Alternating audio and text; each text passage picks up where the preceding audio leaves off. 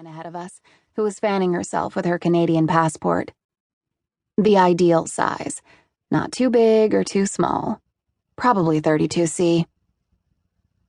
We kept meeting the same people in line, separated only by the cloth tape that ran from post to post. A tall guy our age with acne and spiked hair, and wearing all black, was blasting music from his Discman so loud that we could hear it through the headphones. He looked more Scandinavian or German than French. "That song," Whitney said. "I heard it like twice on the plane." It had a catchy dance beat, but I couldn't make out the lyrics. "Me too," said Kiran. "What's it saying? I'm blue, I will bleed, I will die?" "It's just nonsense," Kat announced, like that da-da-da song on the Volkswagen commercial. "But it really does sound like I'm blue, I will bleed, I will die," said Whitney. I was amused. It was perfect. I'd soon bleed and die, but my heart would stop first, just as my brother's had. "Hey," Kat said, tugging on the guy's shirt sleeve. "What's that song?" He took off the headphones. They made a horseshoe around his neck. "What?" "The music," Kat said, louder and with more enunciation, as though he were deaf.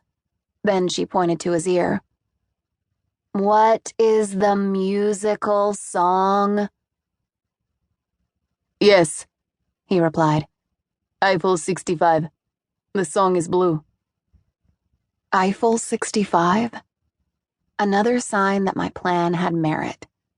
Sometimes, I thought, the world was just. "Is that a boy band?" asked Whitney, twirling a lock of blonde hair in a coquettish way. "Like NSYNC or Backstreet Boys?" I don't think he understood the question until he wrinkled his nose. No, from Italy." Then he smiled. "You like cigars just as your president?" "Ew, you perv," Kat said, and repeated it using both syllables. "Per-vert. President Clinton rules the free world. What has yours done lately?" He shrugged and put the headphones back on. I still didn't know his nationality. Maybe Eastern European? We inched forward in line. "Why would the president put a cigar up inside her anyway?" Kiran asked, referring to Monica Lewinsky's testimony for the Star Report. Kat cocked an eyebrow. "So it would taste like her?" Oh. I hadn't known either, but it wasn't exactly a burning question for me. I remembered overhearing Vince and his friends joking about a girl who tasted like tuna. I'd actually caught Vince once, with his tongue down the throat of cheerleader Christy Schilling atop our washing machine. I ducked away, grateful I hadn't seen anything more, and we never spoke of it. Yet, I'd had a crush on Vince's friend Jeremiah, Maya Cunningham, for as long as I could remember, and I imagined him kissing me against the washer.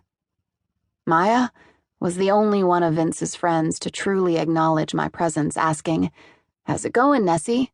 Or sometimes, "What's up, chicken butt?" Of course, I never had a clever reply. Since Maya had his own car, he often drove Vince around, and when they didn't have practice or Vince wasn't hanging out with some girl, Maya would give me a ride home. Even though it was a 5-minute drive or 20-minute walk, I wanted those minutes to last forever. Mostly we listened to Nirvana or Pearl Jam. I kept hoping that he'd suddenly recognize my unconventional beauty or intellect. Needless to say, that never happened.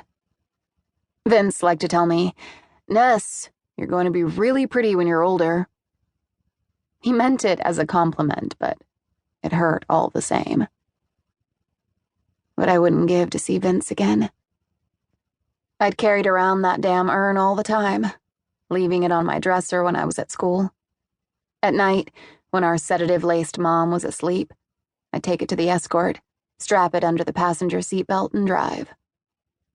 The car didn't have air conditioning, so I had to roll down the windows and drive fast enough that the bugs didn't get inside.